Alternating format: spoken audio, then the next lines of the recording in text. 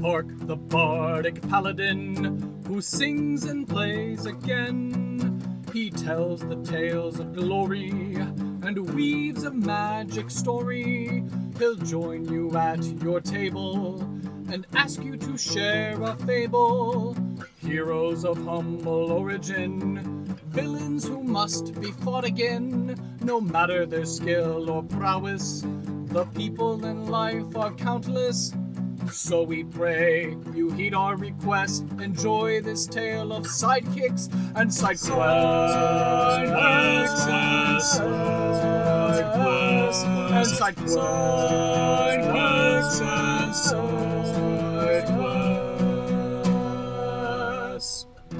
Episode 142, Corazon's Cantrips for Kids. Welcome to Sidekicks and Side Quests, the Dungeons & Dragons podcast that helps to put humans back into humanity and breathe life into your campaign NPCs with backstory and bravado. That's right, we're building a world, one character at a time. I am your host, Kurt Krenwelge, the Bardic Paladin, and I'll be joining Jessica Marcrum's table in the Levitating Platter. Hello, and welcome to another exciting episode of Sidekicks and Side Quests, the best unofficial Dungeons & Dragons podcast, in my humbly biased opinion. I've got an awesome guest for you this week, but before we get to my guest, I got to do it. I have to leave you in suspense with the first ad read. This episode is brought to you by Plus One EXP and their brand new RPG Zine Club. Zine Club is a monthly membership subscription service featuring fresh zines from emerging and expanding creators across the globe. It's our way of inviting GMs, players, and zine lovers everywhere to invest more intentionally in the creative community. It's crowdsourced support without crowdfunding. So this service offers monthly releases that they put out in two 20 to 44 page saddle stitch zines. 3 different flavors. Take your pick from story zines, adventure zines, and all of the zines. You can pick your format of print and digital, or just get digital only for your favorite titles. Join the Clubhouse Discord section of the Plus One EXP community on Discord. Get the best prices guaranteed from your subscription that you're going to get each month. You get a private subscription portal where you can manage your subscription, add products, or change your information, change your frequency monthly, every other month, something else. You pick how often you want these new titles to arrive. You only get what you want. And if you miss a month, you can always go back and add a title to your recent month's order. Get an annual surprise each February after your first anniversary. Get access to special content with interviews, how to play videos, special content for Zine Club titles. Get a free pizza if you fill out one of the RPG Zine Club passports, or redeem it for a free pizza at events where Tony is present himself. You're going to get access to new and known designers, the best voices from across the RPG design community. And know that Plus One EXP and RPG Zine Club curate their zines based on community interest and feedback to help you discover your new favorite creators. There's a DIE focus because Plus One is committed to championing diversity, inclusion, and equity in their projects. Creators with diverse experiences make our community better. So Zine Club prioritizes creating equity for all of our creators. And it's more than a purchase. Your subscriptions will let us invest more heavily in our print partners and provide them with potentially life-changing support by consolidating scores or hundreds of purchases as the club grows. So, if you want to learn more, I would recommend that you go to the website rpgzine.club, again, rpgzine.club, and if you want, go to plus1exp.com, and when you're buying stuff on that site, beard balms or lip balms or beard RPGs or whatnot, and you need a discount code at checkout, be sure to use the code RANDOLPH, RANDOLPH, at checkout and get some savings on your purchase at no extra cost to you. Again, website is plus1exp.com, and the Zine Club website is rpgzine.club. All right, and without further ado, I turn the microphone over to my guest, and I ask, hello, mystery contestant, would you care to introduce yourself? Tell us who it is that you are, and what is it that you do? Hi, I'm Jessica Marcrum. My pronouns are she, her, and I'm a TTRPG game designer and sensitivity reader. Yes, and I am familiar with your work that you've done with MCDM and contributed to some of the issues of Arcadia, which have been very cool to read and work to integrate that material into my games. Oh, yay. Yeah, and then also you were featured on an episode of Kill Every Monster when you talked about blink dogs. Yeah, that was so fun. And because of that episode, in my headcanon now, I'm like, oh, well, blink dogs just sound like Scooby Doo. But for some reason, no one else can understand them. But like if you speak blink dog, then you're just Hmm. talking like Scooby Doo, basically. Yeah, you have to be like Shaggy. Yeah. It's like, you old man, I guess. And it's like, yeah, that's blink dog speak. It makes the most sense. Yeah, that's how they talk. Work, work. Yes. So not only have you done work with MCDM Productions, and you've guested on other creative podcasts like Kill Every Monster and tonight mine. But what is some? I think you've also done your own work over on the DMs Guild, and you've contributed to a number of other various multitude of projects. So certainly. Like all of our listeners to be able to kind of know what those are. So if they're like, oh my gosh, that's my favorite, then this is the episode I need to listen to for sure. Well, yeah, with your sponsorship for Plus One XP, you can go get one of my games there, which is called Oops All Draculas. So Ooh. check that out. It's my own system. It's called the Buddy system. Basically, you get it's a D6 dice pool system, but your moves get stronger when through helping mechanics. But in Oops All Draculas, you are all vampires who like live in a house together. I have another version of it that isn't in print, but you can buy it on my website or my itch page, or I think on Drive Through RPG called The Coven at the End of the Lane. That was the original Mm. one where you're all witches that live together. But Oops All Oh, Draculas really took off. So that one got a print run. I was gonna say any roaring endorsements from Taika Waititi or Jermaine Clement or Matt Sadly, Berry. no. Oh man, they really should. I mean, there's a marketing opportunity they're missing out on. I would be thrilled if any of them even knew that my game existed, but it's fine. Well, still, we'll keep that those hopes and prayers up. That one day when they're bored in their Hollywood movie trailers, and they're like, I just want to play a game, but I want to play a game that's like based on our witty vampire characters that we do. And Yeah. they're like, oh my gosh, game exists. This is amazing. That would be so cool. And remind me again, the specific content that you developed for Arcade. I feel like was there. I don't know if it was an ancestry or was it like kind of spell rules, or I'm just drawing a blank, and I know there's like 20 issues of Arcadia, so I'm just trying to remember. How do you not know my entire resume? Oh, For Arcadia, I did subclasses based on hags. So it was yes. the bard, sorcerer, and warlock. And then I did little mini adventure seeds called So Your Best Friend's a Monster. And it was Mm. basically how to remove the curse from a monster, but also how to get monsterfied Mhm. for Medusas and Driders, I think. That one was originally really long and had like a lot of different curse burns. So there's harpies is in there. I think I don't want to like falsely advertise, but I wrote it a while ago and I don't Sure, remember sure. what made the cut. Banshees possibly. And then for I hope I'm not forgetting anything. And then for their book of like big bads, I wrote the chapter on hags. Mm. And then for their book of lairs, they switched up who wrote the lair for which monsters. So I wrote the lair for the Medusa. Ooh, okay, very cool. And I did get an opportunity to use Where Evil Lives when I participated in FateCon earlier this year.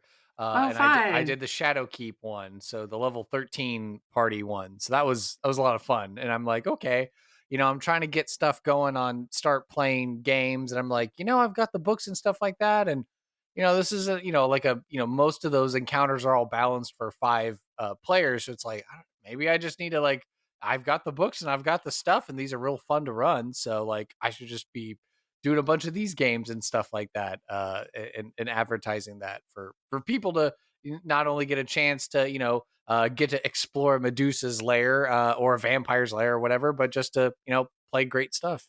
I totally forgot. The other thing I wrote for Arcadia was Yeah. Potion Shop. Ooh, It there we was, I go. think Granny Greenwinkle was her name, and she's I don't want to give it away. She is a tiny little old lady who sells potions with her cat. Ooh, there we go. Yeah. And certainly for me, as I alluded to, I've been starting up on start playing games, and so I'm doing these what I'm calling JRPG one-on-one D&Ds. So Oh yeah, the so it's idea not Fabula. so the idea it's still like 5e D&D, but Okay. just one-on-one. But we use the retainer rules. We use the follower Mm-hmm. rules. So then that way, as time goes on, like because the game that I'm running with a friend and colleague of mine, she's collected like 4 or 5 little retainers. And so she can like, and she's a bard. So it's like she just springs into battle and she has like the shield bearer fighter goes in, and then the reaver barbarian goes in, and then the who's it and the hats it goes in. And so it makes for fun cinematic fights, but it's still just me and one person writing back and forth. So yeah, thank you for the reminder, because I was like, oh yes, all these hag Mm-hmm. subclasses were very cool, and Thank the you. retainer ones as well. So it's like, ooh, if I have an opportunity now with this interview, I'm going to be reminded to be like, ooh, I probably need to dangle like one of those in the story and see if my player character is interested in recruiting them or not. Yeah, that actually came about when I was playtesting Holiday Adventure in Book of Seasons, which you can get on DM's Guild. Mm. But where in that adventure, a lot of Christmas creatures are angry that they're forgotten. Mm. So they all attack a town to remind them, like, hey, we exist. But when I was playtesting it, one of my players really liked the what I turned into a hag coven. That was like Yukiona and Frau Perchta and La Befana, maybe? I don't remember. But she was like, can I study with you? Can I change to warlock? And I was like, what would a hag patron be like? And kind of went from there. Right. And before, certainly we turn this whole podcast into a hypothetical what if sort of scenario, because I've after watching the Renfield movie, I was like, it is kind of a glaring omission that there's not like a warlock vampire patron sort of situation. Right? Um or even dragons. Like dragons would also make like a perfect warlock patron too, but it's like maybe because there's overlap with like the dragon blood sorcerers, or the who's its or that's it's. It's like, oh, okay, so maybe they didn't want to double dip too much. But the great thing with Arcadia and all these other third party content publishers is they're like, no, there's this specific cool niche we want to fill, and so by golly, we're going to design it and we're going to release it for the world to enjoy. Yeah. So yeah, wonderful. It goes without saying that obviously this is a D&D podcast, so it leads beautifully into the next question: that do you currently, or have you ever played Dungeons and Dragons before? I have, in fact. And I'm currently on a stream playing, well, it's a Humblewood campaign, but that uses 5th edition D&D rules on Phoenix Iwaki's channel. So we are playing, it would help if I knew the title of it. It is one of the published adventures, but it's the only Humblewood adventure on the channel. We play on Tuesdays, and I am a little Mopak, which is a raccoon person, and Ooh. I'm playing a little night cleric. Ooh, interesting. And so the idea with Humblewood, as I understand it, as I've seen in the marketing and all, and how it's pitched, it's kind of like you love Redwall and you want to do like Redwall, but the RPG that's not the actual Magpie Games developed TTRPG, right? Am I Magpie understanding doesn't it have right? Redwall. Right, They not Redwall, but they have Root. Oh, yeah, yeah, They yeah. have Root, which is like sort of kind Similar, of yeah. like an idea, yeah. So is that how you would pitch Humblewood? It's a lot more bird focused than Redwall. And I Oh, would say if interesting. someone I don't even know if I'd say Root is like Redwall. I think Mouse Guard is a lot like Redwall, but I think that's because Oh, Mouse Guard is like mouse specific sure. and kind of like in Redwall, the other animals are big and threatening and scary, Mm. whereas in Root they all kind of have their own little communities. And in Humblewood, they're primarily like, I guess all animals are sentient, but like sapient. Uh-huh. They do have like beast of burden, but you're not going to have like, oh, that's a big monster snake. That Mm. snake is an equivalent of a dragon, right? It's just like, oh yeah, that's a snake who lives over there. Ah, okay. Okay, that's pretty cool. Yeah, I know they're coming out with an expansion with more animal races, so they're going to have like cats and otters and Ooh. stuff. I Ah. think it seems like they wanted just birds, and then the Kickstarter backers wanted more. So then there's like little bitty stuff of like, also there's raccoons and hedgehogs and deer. And Ooh. so we have a Harangon in ours who is like from the Feywild, and everyone is like, what is a rabbit? Like what are these ears? Like, what is this? Oh, interesting. Yeah, speaking of, being my own amateur sort of designer and stuff that I've shared on my Patreon, which hopefully teaming up with a good friend of mine, maybe I'll be dipping my toes into DM's Guild and actually publishing it there, because then maybe Heck that's how yeah. you get more traction. But yeah, based on Herringons, I was like, oh, there should be like other rodentia creatures, and it is kind of interesting how it's like, there aren't like rat folk and mouse folk people. So that basically developed into the Mawirs is what I call them in my game, in my world. So you can have Miskas and Krisas, so mouse folk, rat folk, but then that also expands into like beaver folk and capybara people and mole people. And Capybaras. yeah, so it's all there on my Patreon. And they're pretty cool little dudes, and Sphinari are what I call like my porcupine people, and so they get like big spikes on their back, and they're able to like use them to do damage and stuff like that if they're in combat and stuff. So I love that. I worked on a project that's on DM's Guild called, I think it was Possum Pals. ooh. And it's a bunch of possums, playable possums, but also, or maybe it's called Playing Possum. That makes more sense. Mm. I'm the worst guest because I've done too many things and I don't remember them. We'll just put your resume in the show notes, and then people, yeah, can find it that way. Perfect. I just opened DM's Guild to be like, what is this called? But there were, yeah, playable possums and skunks Ooh. and stuff like that. So that was a fun little thing Yeah. to do. There's also, I didn't work on this, but I think they're called like Kerpka. And they're like squirrel people on the Ooh. DM's Guild. I do have my own version of them with the Mawirs. So they're the Ecorn are the squirrel Yeah. folk, and then I have the Tamia, I think, are what I call the chipmunk folk. It is called Playing Possums, is the Ah, name of the thing. okay.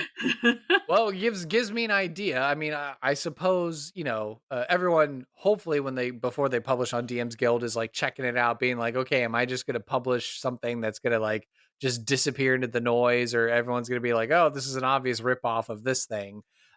So okay, so it at least gives me a little bit of like reminder to be like, hey, make sure you check it and make sure it's not too obvious. You're not copying someone's homework, if you will.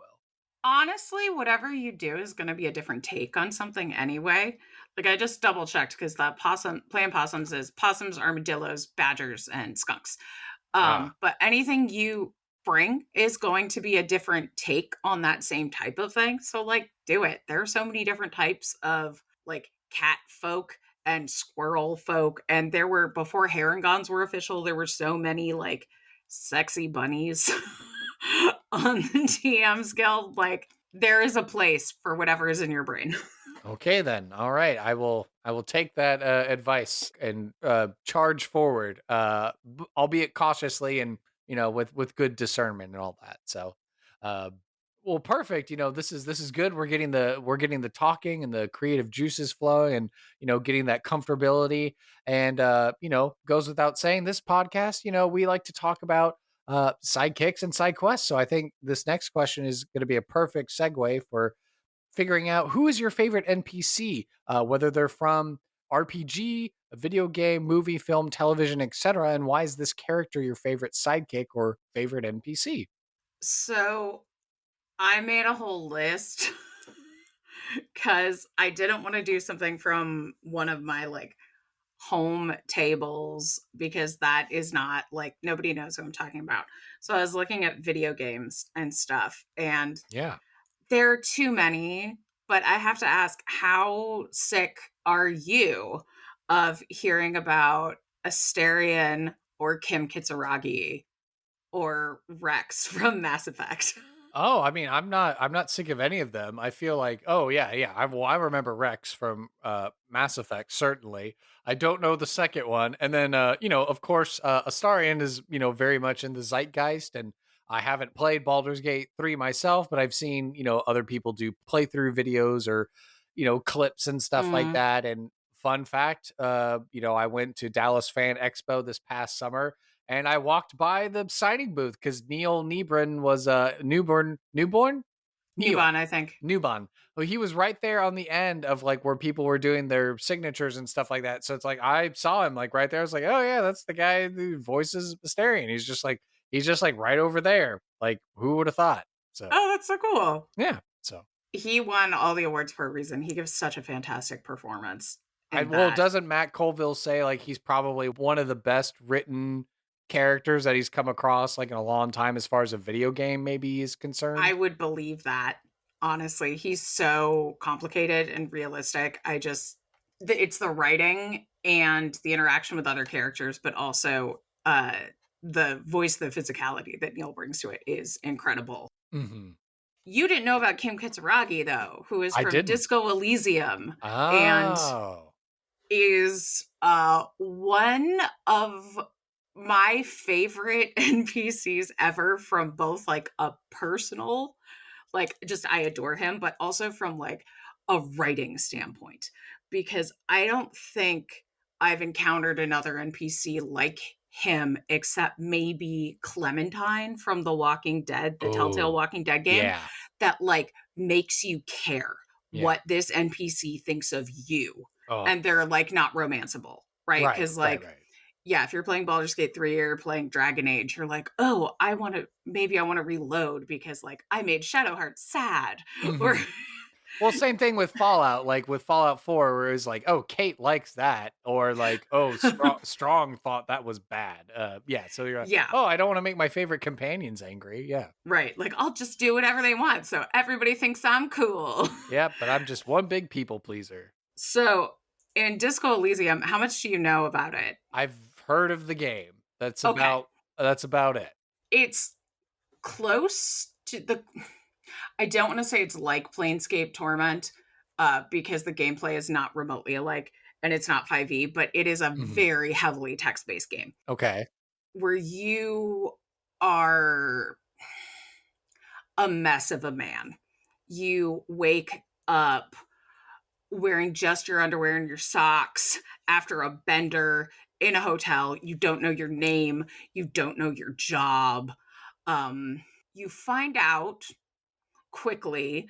And there's been like the window in your hotel has been shot out, and you can die from turning on the light in your room or getting your tie off the fan based on how you have arranged your stats.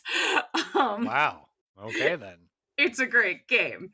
But you come downstairs from the hotel and you learn very quickly that you are a police officer here to investigate a murder. And you learn that from the person assigned to be your partner, Kim Kitsuragi, who is Ah. all no nonsense. And you are a disaster trying to put pieces of your life together, and just trying to earn Kim's respect. And like not screw up being a cop. And like, how much do I reveal that I want to call my precinct to tell them I don't have my badge or my gun and don't know my name and don't know what I'm investigating, will make him think less of me. Mm. And how it has a lot of ways that you can get through different challenges. Like you can talk your way through them, you can fight, but it's not like an action game. It's like you say you're going to punch somebody and then you roll a die and you either punch them or don't. There's only Sure. one actual like fight in the whole Mhm. game. Oh, okay. Very, very interesting. Yeah. And there's one part where you can like get, if Kim really likes you, you can get him to like reveal tiny little snippets about himself under this professional veneer that like slowly cracks Mhm. based on how you play your character. And there was one part where I got him to dance and I like almost cried because it's a really hard role. And I got him to let loose and dance, and like I, Jessica, almost cried because I was like, Kim is dancing. Wow. And then at the end of the game, he like gives his opinion on how you handled the case and Mhm. like whether or not you should be fired. And like hearing him talk to your superiors about how you handled all these things, it's he's very like by the book about it, but Mhm. you know, he'll either be like, yeah, like he has an unconventional style. um he, you know, fell off the wagon, but then he got back on. I was really proud of him for that. Less proud when he fell off again, kind of thing, like that sort of thing. And hearing it was like, oh, I earned his respect. And it was the best feeling. Wow, yeah, no, so that's kind of an interesting way to set up that game, so you could play it however you want. Literally, however you want. Yeah, okay, yeah, because you have amnesia or, You base don't yeah. even have to investigate the body. Like you could just leave it there for days. Wow, okay, yeah, that is definitely, that's Because that's one you're way. the officer in charge. Kim is there to assist you. Like you're the senior officer, even if you know you don't have your badge or your gun or know your name. Right, right. Well, that's a fantastic answer, so, flying colors on that answer for sure. And then, same side of the equation, what happens to be your favorite side quest or B plot element, whether it be from RPG, video game, movie, film, television, literature, etc. And why is this side quest or B plot element your favorite? So I don't know if this is okay, I have two, but the first one that popped in my mind when I saw this question was the Bloody Baron quest from The Witcher 3. Okay. And I don't know if other people have talked about that or talked your ear off about it. I think maybe that's only come up maybe like once. I feel like it's like because people gravitate towards their favorite Yeah. things, and so Witcher titles come up, and Skyrim and Elder Scrolls Oh, and I'm stuff sure like Night to that. Remember has come up a lot from Skyrim, the Hangover quest. Um, I'm just trying to remember. Doing 140 episodes, and you're That's just fair. over the span of 5 seasons. You're like, now what has everyone talked about? Can I recall all that information instantaneously in my brain at this moment? It's the one where you find out you married a hag raven. Oh, well, there you go. Yeah, it's like uh, Vegas. Yeah. the Bloody Baron though. So, in my non-game designing life, I'm a social worker, and my background is in intimate partner violence and trauma recovery. Hmm. And I almost wrote a paper on the Bloody Baron quest. I instead ended up writing it about Bluebeard's Bride, the TTRPG. Ah. But it's such a good depiction of an abusive relationship, and this is like such a drag to talk about on the podcast, which is why I didn't want to be like, I love it because it's like real life. Mm. But as an educational tool, and you know how so many depictions of intimate partner violence will like show the abuser as like a purely evil person, Mm. and the Baron isn't an evil guy. He's like, he's your boy. He's a cool dude, and he feels bad about what he did about his wife to his wife. And he really thinks he can like get her back. And I've seen people who are absolutely on the Baron's side because they're like, well, he was at war and she cheated on him. So of course he got violent with her and then she left, kind of thing. But Mm. like, it's so realistic and it's messy and complicated. And then if you go a certain route to solve it, it has one of the most horrifying monsters that is my favorite to put in different games, called the botchling, where it's like a zombie fetus. Mm. Mm. And you have to like have the Baron love it and christen it and give it a burial, give it a name, basically, to resolve this haunting that he's experiencing and atone for, like what he's done and the emotional state that his wife and daughter ended up in because of the way that he ran his house and his marriage. But he's not an evil dude. And like, content warning for suicide. But if you go a certain way in another completely unrelated quest, seemingly, the Baron can die by suicide if his wife dies due to you as Geralt trying to save a bunch of children, which you don't see coming. But he's so devastated by losing her. Content warning over. I should have clapped or something, so you could have skipped that. Sorry. I'm used to doing that on a stream with like hand gestures, and you can't see me, audience. Right. But, he's not a monster. He's just a guy who does really, really terrible things, and it destroys his family and his life. That's not a fun answer. No. I mean, it's not a fun answer, but I mean, the reason why it sticks with you is just the whole aim of this podcast, aside from making fun NPCs with side quests and stuff like that, is really to get like the humanity that's present. And I was just on roleplay chat with Matt talking about NPCs, and I know part of the episode format was like, oh, we did a grab bag, and so we collated a bunch of advice on NPCs, and we got into discussing about the philosophy of NPCs, and so I just kind of brought in my opinion of and my belief and background of like how, again, it is fantasy and stuff like that, but they're people, they have souls and they have personalities and they have flaws. And so the fact that this side quest stuck with you because it's like, like it reminds me of like what I experience in my day to day, and like in a game for people who maybe,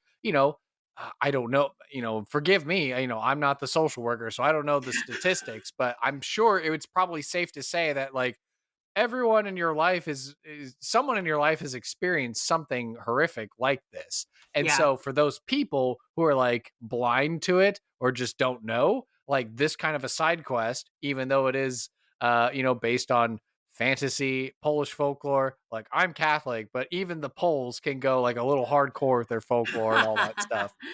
But just to have something that's out there to represent it and to like make people aware. So then, whoever's playing the game could be like, oh man, it's like, I had buddies like come back from war or whatever like that, and they found out that this happened, or like, oh, my Yeah. buddy worked on an oil rig for 6 months and came back and then found out like this sort of thing happened. Like, what would I do if I were in their shoes? So it's like a very empathetic sort of a thing for all of us to be able to examine and question, and hopefully to be able to make the right choices towards reconciliation and bridge building, and if not, then hopefully trying to resolve something amicably and without violence or anything like that. Yeah. Yeah. And just based on my work, I was like, get her out, keep her out. But that leads to not the best ending for him. For him. Okay. And he's your boy. You barely know her in the game. So you want your buddy to be happy. But arguably she and her daughter might be happier if he doesn't survive, but the town he manages, his barony, is worse because he's good at everything except his family. Yeah, no, that's complicated. Yeah, that's a really well-designed conundrum to put in front of players to be like, all right, we'll figure this out, problem solve. Okay. Well, there you go. For a happier answer, I just really like the anti-Ethel quest in Baldur's Gate 3. Acts 1 and 3. Okay, this hag. Yeah. I've seen a couple people do playthroughs, and so this okay, cool. I love hags. Anti-Ethel's fun. But what I really like is in Act 3 that people that you rescued in Act 1 can, if they survived, can come and like participate in taking her down in Act 3. Ooh. And they like form a group to like help other survivors. And I really like them coming together to like form like a support group for hag survivors, and they help your PC like go stop her and give you the tools that you need to do it. And I just think that's a beautiful way to show that you can recover from trauma, Yeah. especially with like a group. Well, now I'm just kind of, we mentioned earlier Renfield, and that movie is all about like at one point Oh Nicholas yeah. Holt's character joins a support group because of the narcissistic Narcissistic partners. tendency of the narcissistic partners. Yeah. Now I'm just kind of curious if like I think Larian announced like some big patch or update or new thing that they're introducing. Hmm. It'd be fun, just like us talking and what you do and like what you focus in on, and you're like, this is great. It'd be interesting later on. Like, I know the game has to end, obviously you reach your conclusion, but it'd be kind of interesting to like come back later and it's like, hi, my name is Bill. Hi, Bill. It's like, I was a victim of a hag. And it's like, oh, well, we're here, Bill. And we understand we've all been victims of hags in our lives, and all that sort of stuff. So I think that'd be kind of an interesting little vignette to come across Yeah. later in the game or something like that. It is like you find posters that were like, "Were you hurt by a hag? Come to our meeting." And then when Oh, you go to the meeting place, there's there can be two people that you rescued in Act One, and one of them is leading it. And she's like, "Yeah, I bet all these other people." wow. Well, that's really cool. Well, Right? it seems like Larian really did, approach this like a proper D&D game, like with not just one dungeon master, but like a whole team of dungeon masters to be like, okay, let's examine this from all sides and figure out how to make this thing work. So, Yeah. kudos. Makes me want to get the newest Xbox XS, or just get a really super duper ridiculous gaming PC, so then I can finally play it and then see what all these people are talking about. And then the I highly podcast would never recommend get it. new episodes because that's all I'd be doing, I suppose. But yeah. I finally got honor mode. I stopped because I moved, but I have achieved honor mode now, and I'm very proud of myself. Well, there you go. And I think this will roll beautifully into the final question here of the personal interview section of the podcast. But Jessica, what are you passionate about and why?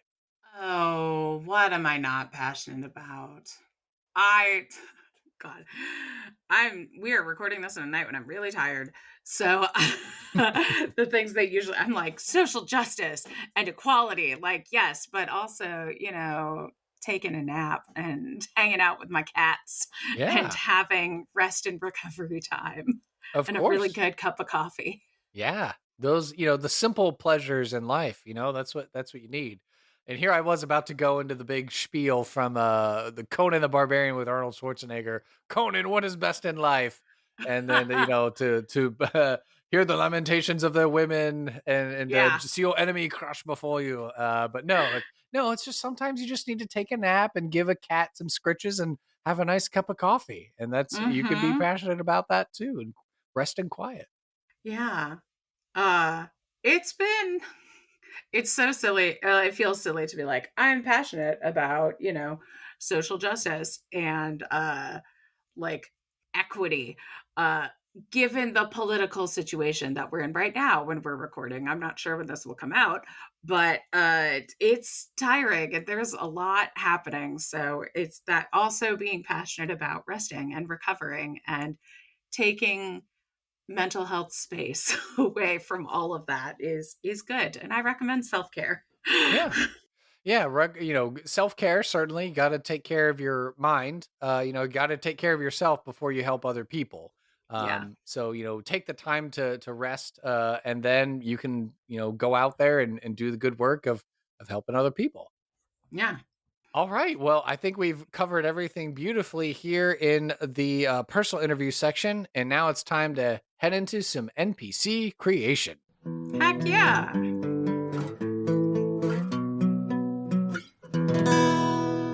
And NPC creation is brought to you by you, the podcast audience, and our patrons from Patreon. So now's the time of the show where we give a shout out to our comfortable patrons at Above with a Loud Hurrah. So to you, our queen of the Patreon, Katie Downey, aka Goblin Katie, RIP Stella, as well as my good buddy Anson Jablinski and good old mom and dad, we say cheers, enjoying some lovely Bojangles sweet tea this evening. So yeah, again, this is for patrons who donate at least $2 or more a month. These fine folks are also part of my wealthy tier level of patronage, which means they get to introduce an element of chance to the random tables that we have here in NPC creation, we might get to hear some of their responses used here today. So if you want to learn more and join the coolest, one of the coolest Patreon communities out there, just go to the show notes below, go to the podcast website, or just go directly to patreon.com/sidekicks and sidequests to find out more about our 4 tiers and help us to expand and grow our operations at the Levitating Platter, and this Demi-Plane and Worlds Beyond. And Ko-fi, that's a thing too. And maybe, start playing games and all the spaces. So basically, this is just the part of the show where I pitch that, like, thanks to all of you and the folks for supporting me. And in turn, hey, if you could throw a dollar my way, that would be great. So we did not actually discuss this before we began hitting all the record buttons on all the microphones and stuff, but are you bringing a character to the table, or are we going to be rolling some dice and making up an NPC? I will never turn down an opportunity to roll some dice. Okay, excellent. All right, well, if you have your standard array of dice before you, whether they are physical or virtual, all right, the listening audience can see she's grabbing a dice bag that is a blue, adorable looking dragon, and she's got all of her dice ready. And we're ready to go. Okay, so the first question, what is the name of our character? Let's go ahead and roll a d20 and figure out what we get. All right. I brought out my soft dice so they didn't make noise, and the d20 is, I think, hiding at the bottom of this bag, so classic. You're just going to D20. have to listen to me rattle. Oh, no, there it is. Silicon dice. Haha. 18. 18. Okay, well, your answer was provided by previous guest, Glyza Champion, Corazon. So, spelled Corazon. Corazon. Corazon. Oh, okay, like heart in Spanish. Yes. I live here in Texas, and I was just going to be, I just blanked and was like, oh, yeah, the word C. Yes, the word yes in Spanish. Perfect.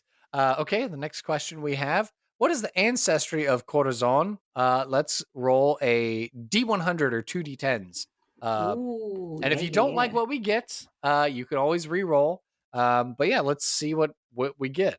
Let's see what we get. All right. And there are MCDM choices in here too. So, maybe you'll get lucky and get one of those. 24. 24 as I scroll in the list. Okay. We've only had one other one of these on the podcast before, made by Beth May, but a meazel. Are you interested in making a meazel character? Aren't those the tiny little scrawny dudes? They're supposedly the ones that live in the Underdark. Let's see. Yeah.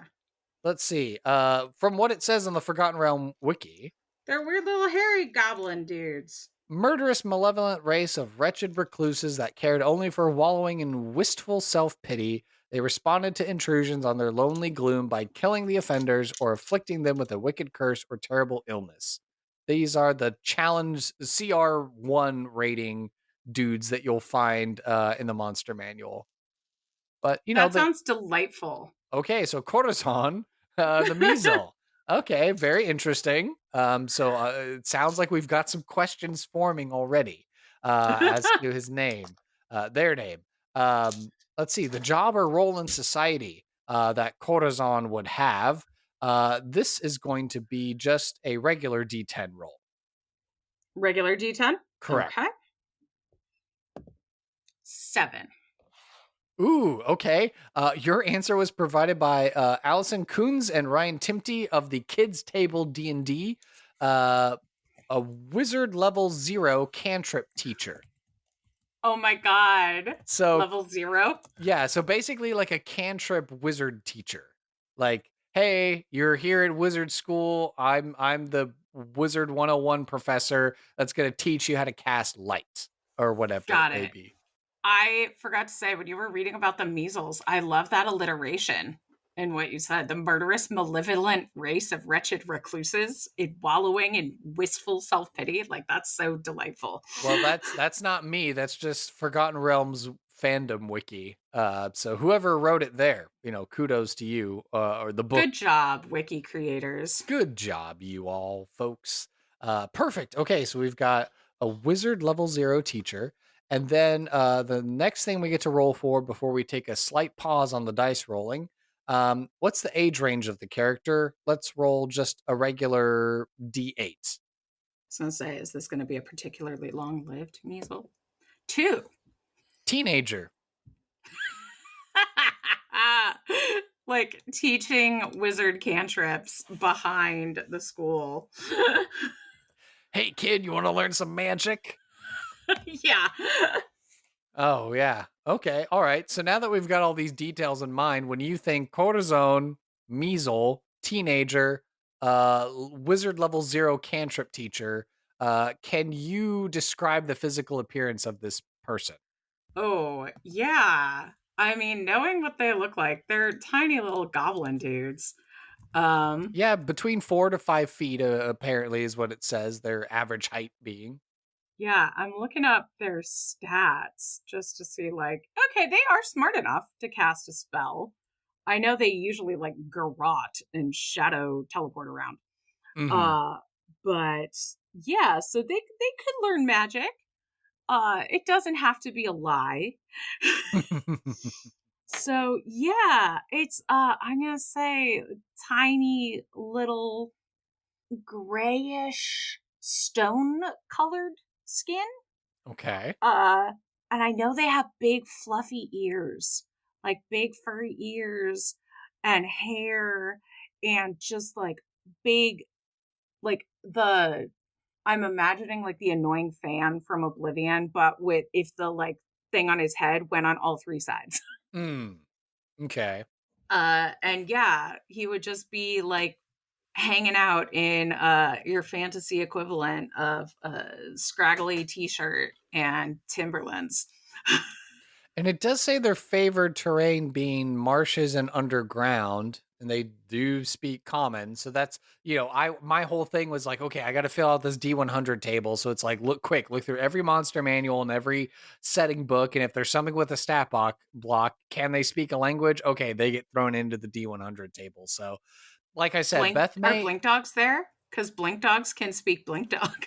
Well, yeah, I mean, they had to be able to converse in a common enough language to be able Just to, kidding. yeah. Well, I mean, someone could have a blink dog companion, I suppose. They could just invent it and be like, oh, yeah, they have a blink dog companion and they speak blink dog. And I'd be like, all right, cool. That makes sense. But yeah, Beth May is the only other person on this podcast who made a meazel character who was a guard in this Underdark city that like worshipped donuts, essentially.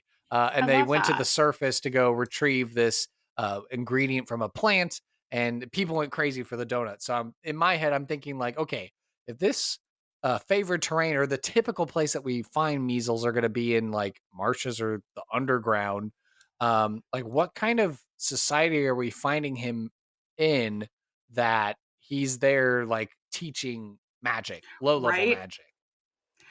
There's actually, sorry, a really fun measle encounter in Baldur's Gate 3. Ooh, okay. Yeah, Act 2. Uh Beware the measle ambush. But yeah, I it describes them as hermits, but since they're CR1, I think they're more fun in a group. So I don't know. I feel like as is a teenager, I feel like they don't go to measle school. Right. Maybe since they live in a swamp, I'm imagining like a Shadowfell Bayou type measle. Maybe that's just because you talked about Bojangles earlier Right, and it right. Yeah, yeah. made me really, really miss living near a Bojangles. Mm. But yeah, this is some like bayou swamp living airboat riding kind of measle who's You're just describing scraping Florida man is what you're describing. uh Florida's not a bayou, it's an Everglades. My name's Corazon. I live out by the bayou in the high school. It's the Everglades. Yeah. Uh, but yeah, that's him. And he is just teaching cantrips for some extra cash because maybe the kids can't learn Mm. at school yet. Maybe I imagine if he's a teenager Mhm. and he's teaching cantrips, he is probably teaching them to like elementary school children. Ah, okay. Yeah, I was wondering, like, I'm trying to think of like, the big famous, like, marsh, swampy sorts of environments that are out there, at least the published stuff. So we've obviously got like salt marsh, which I only until recently found out was Greyhawk.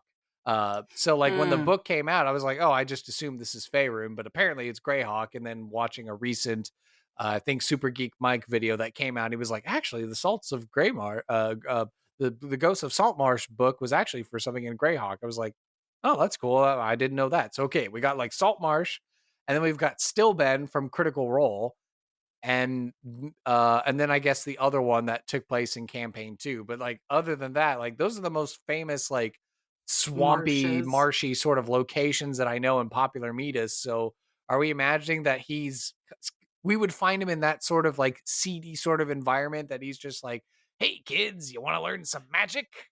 Okay, so I know that measles. I like the idea of him not being totally evil. Okay. Like maybe he was raised that way, Mhm. but measles like to. I think their thing is like they can lure travelers, and then like other beings like undead or will-o-wisps or sarsworn or something will come and like devour their prey, and they'll have like a big carnage party. So maybe he's trying to teach the children how to defend themselves in case they're lost. Maybe he's like, hey, what you need is a light spell. Ah, okay. So he's like that teen with the heart of gold, or like this is how you rebel in meazel society because he's a Right. teenager. So he's like, I don't want to be like everyone else. So it's like I'm actually gonna make the rest of them have to have a challenge because suddenly people are having to like, oh, I know the light cantrip, so I can actually get around places. And it's like, yeah.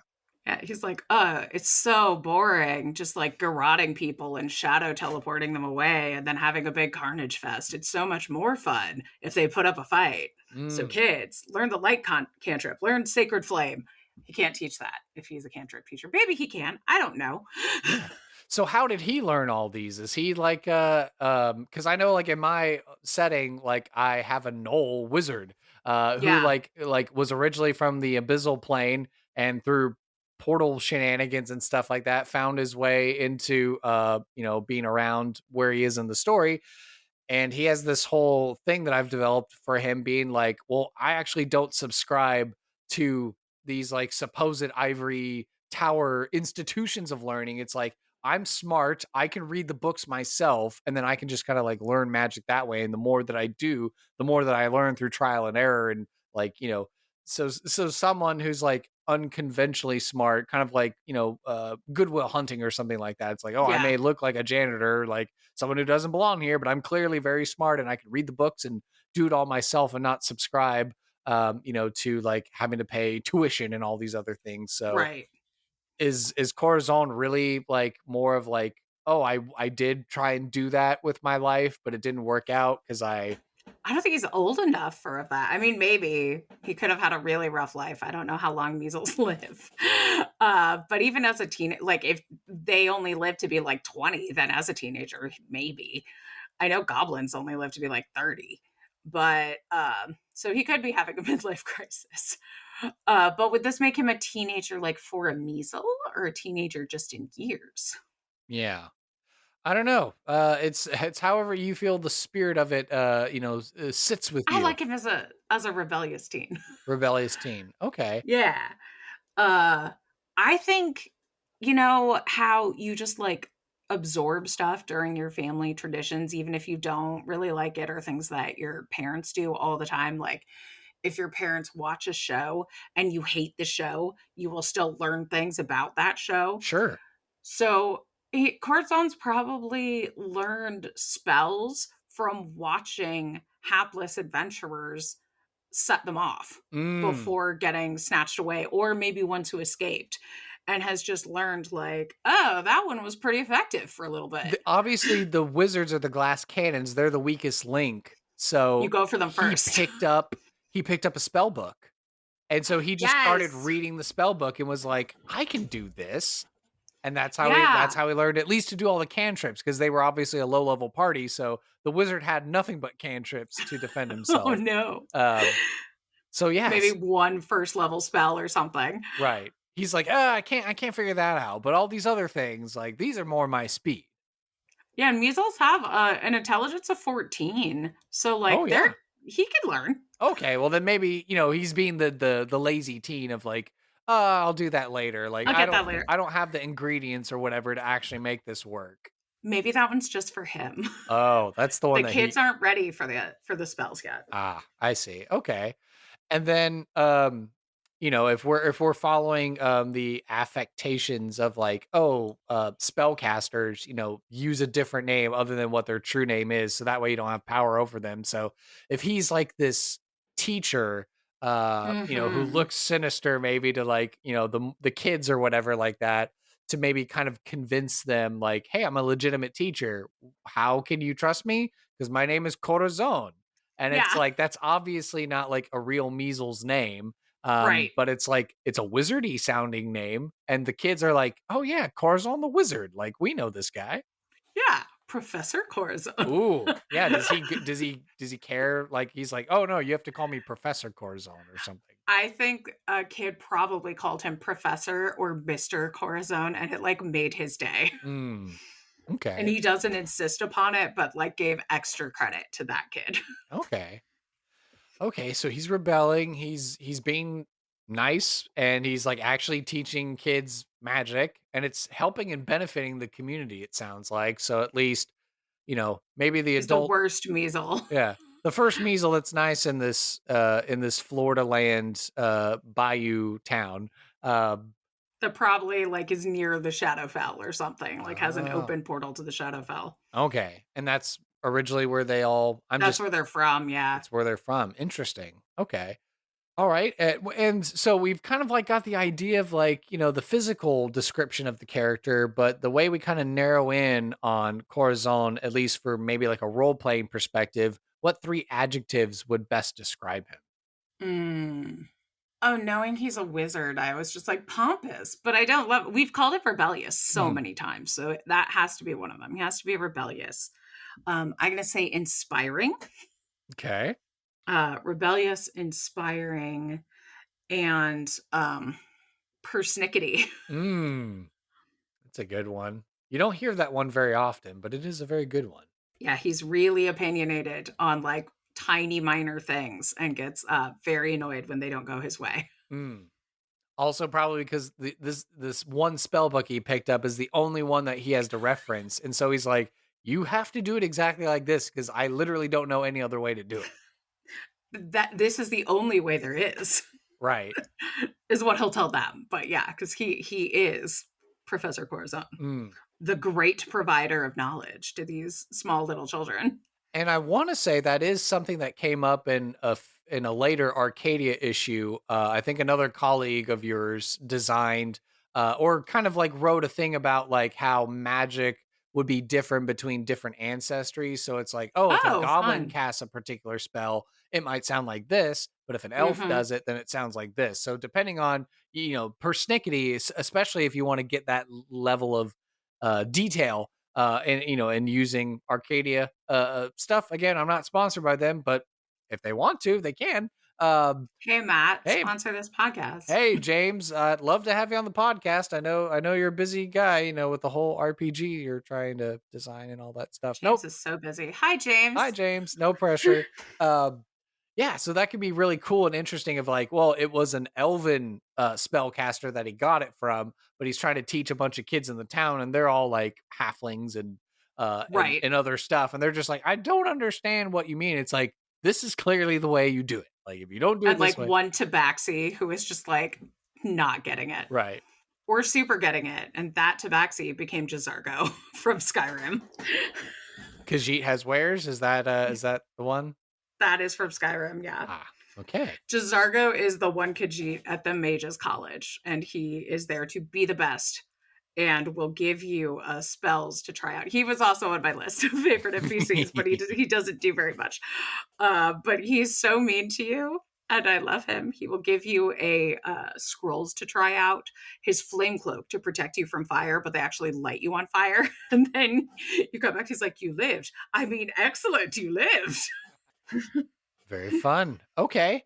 Okay. Cool. Good. Good. Good. So we're getting more, and we got the adjectives. So we figured this out. Okay. Now we get to go back to some dice rolling because you're like, wait a minute, we haven't rolled all the dice yet. So this is the perfect time to do that now. So, Oh, what is going to be a valuable item, piece of lore, secret, or ideal or concept that this character would ascribe to? This is a combo where you get to roll a D4 for the category and then a okay. D6 for the particular thing. Okay. 4 on the D4 Okay, that's an ideal or concept. and 3 for the ideal. Okay, well, your answer was provided by our most recent guest, Eva Terra, to always have the last word, which totally fits in with being a That makes teenager. sense. Yeah, yeah. So he's always this persnickety guy that's always got to have the last word. Okay. Especially for like a rebellious teenager. Like, this guy's never backing down from a fight. Yeah, even though CR1, and I've got a handful of cantrips and maybe a couple of low-level spells in my arsenal, but that's about it. So He has a book of like 10 cantrips and he's prepared one of them today. oh boy. And then the way the last dice we get to roll and also figure out, because we want all of our NPCs that we make to have the bright yellow exclamation point over their head Yes. when you encounter them, like in, Baldur's Gate 3 or whatever.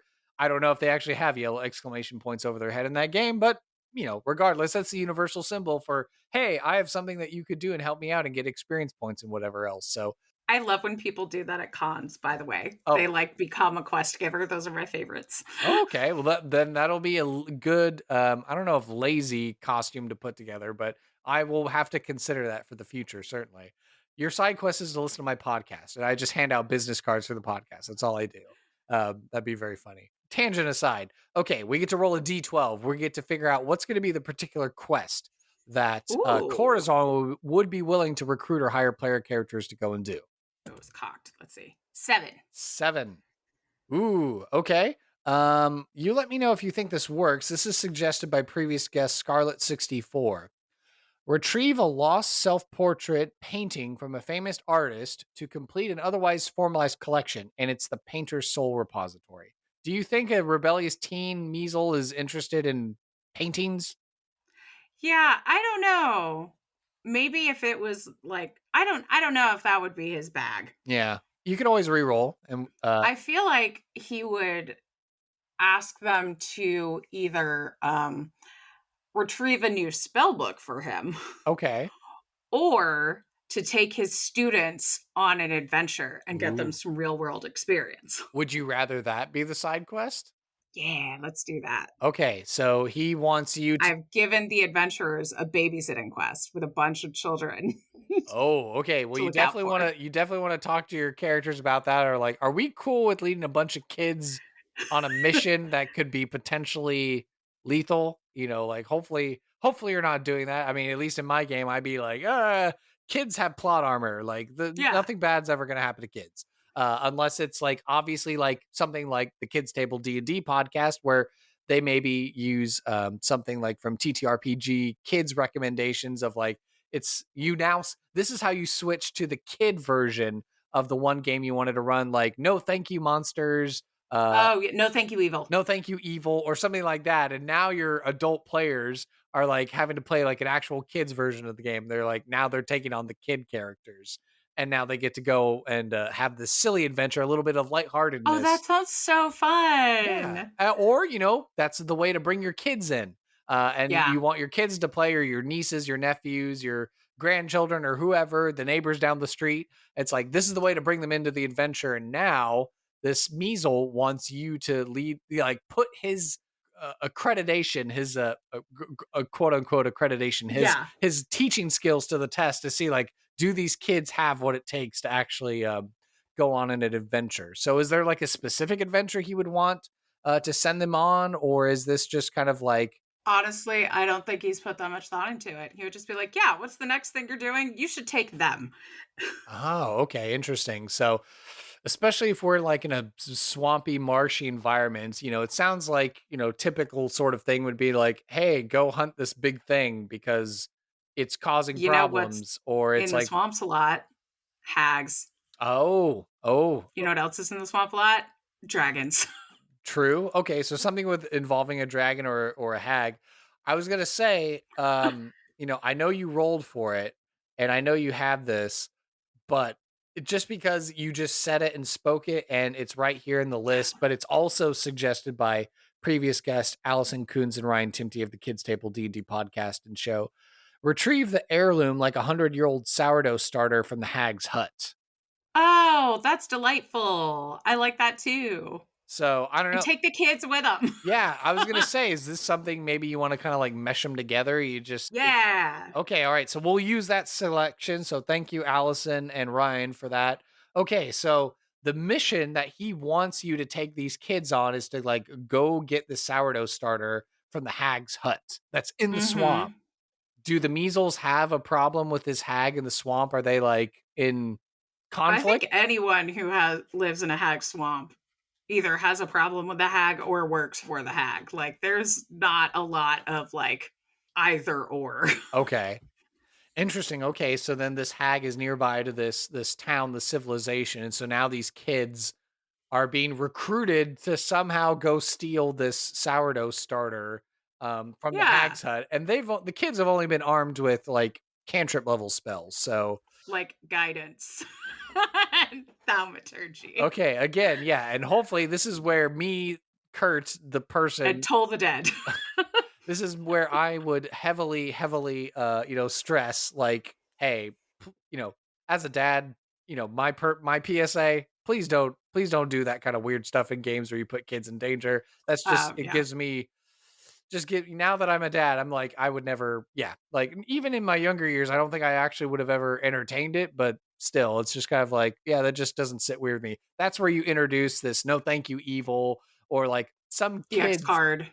some kids variant game, and this is where you make it fun and goofy. I would even put as like an alternative, just he just doesn't need you to get the kids. He just wants sourdough starter and maybe a book, a spell book from the hag, so the adventurers can go get it. Okay, interesting. Okay, or if you want to morph it that way, that works too. So, and also, lends to the idea of like, hey, I've taught everything out of this book, and I don't have anything more to teach the kids. They're Mm-hmm. bugging me. They want to learn more, and so, hey, just I'm hungry. Just or it's like this hag was a real jerk to me.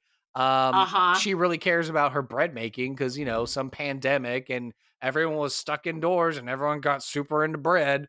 And yeah, so Yeah, I could see parties being like, I think the last thing you want to do as a final exam for children is send them to a hag. true. That's like a really, really high level final exam for a group of children. Yeah. Okay, so you kind of like that idea better of like him being like, hey, I need new tricks to be able to teach the kids. So go to this hag's hut, find me whatever spell books you can, but Yeah. also, take the sourdough starter too. And that's just kind of like a more like, well, if you're in there, you might as well just grab it. Yeah. Or is this Yeah. guy really into bread making or something? I think it's like she's really into bread making. Oh, so The it's a way. hag's really into bread making. So Oh, it would spite her, let her know oh, that she's not entirely in control. ooh, okay. She might expect a spell book to go missing because, spell books do that sometimes. Spell books, magic has a mind of its own, but like sourdough starter? Mm, the yeast is alive. It grew legs and walked away. Okay, so now that we know that this is the side quest, this is the true side quest that Corazon would send a bunch of hero characters to go and do. So what's going to be the reward? How is he going to reward the players for successfully bringing back some sort of arcane tome, probably with like forbidden knowledge for him to try and comprehend and teach children to something? But how does he reward the players? I think obviously he would share some bread with them. But in addition to that, he would offer free teaching of wizard spells, any that came in the book, Ah, to any who want to learn, or if anyone wants to learn a cantrip from him. he could teach them that if they like spent if they attended one of his classes, they could attend for free, basically. So it wouldn't be like, I know you can learn spells in D&D, like if you spend the requisite amount of time and if you have the requisite intelligence, blah blah blah blah. But basically, he would just be a teacher, and you could learn a spell in like an hour or short rest time. Right. I was gonna say it's like one of those like what was it? I'm because I'm just being my mind is all of a sudden going to Ant-Man and the Wasp, and when Scott is under house arrest, and so he's watching the guy do the magic trick card videos, and Yes. later in the movie, the guy, the Jimmy Wong character is like, I'm Yeah. trying to watch the video to figure out how to do the magic trick. So it's kind of like that sort of intensity of like, hey, you come to my class, you pay me like 10 gold and I'll teach you how to cast lights, dancing Yeah. lights. You know, it'll be a regular party once you're casting these cantrips. And so then he's just like, great. And then he's like working through it real fast. And you're just like, how did you, okay. Yeah. Okay. That's a way to give a freebie cantrip to your players without them having to have like the magic adept feat or whatever like that. You get a crash course from some swamp bubba teen dude, and then cool, it's like, all right, well, I guess I don't need torches anymore because I can just go light, which would be hugely valuable. Yeah. And as the GM, you can obviously pick the cantrips that Corazon knows. So they can't, if you don't want them to be like, I want to learn Toll of the Dead from him. Well, I want to learn light. Well, I want to learn flowering or something.